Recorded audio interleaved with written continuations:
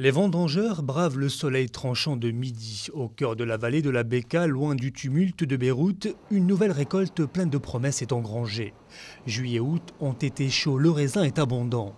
Ramzi Rosn fait partie de cette poignée de viticulteurs qui ont donné ces marques de noblesse aux vins libanais. Les vins du Liban ont été à la hauteur de ce que les gens attendaient des vins de l'Ancien Monde, aussi bien du point de vue gustatif que du point de vue qualitatif. La viticulture au Liban est en pleine renaissance. Régulièrement, de nouveaux domaines fleurissent et se font un nom à l'étranger.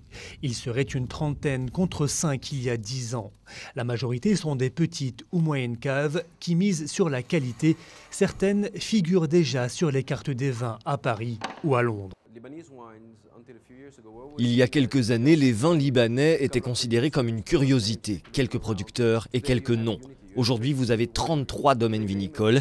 L'image du Liban change progressivement et il va être reconnu comme un pays producteur et plus seulement comme un pays avec des vins de curiosité avec juste quelques marques.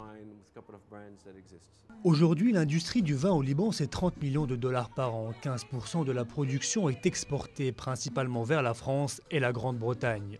Et sur place, dans les restaurants de Beyrouth, la préférence reste au vin local. Un week-end, d'accord. On vend presque dans les 150 à 200 bouteilles de vin libanais.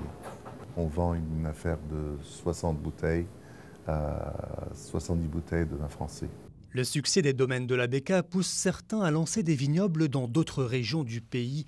Simple continuation d'une pratique locale vieille de 5000 ans, quand les Phéniciens faisaient du vin dans toute la région.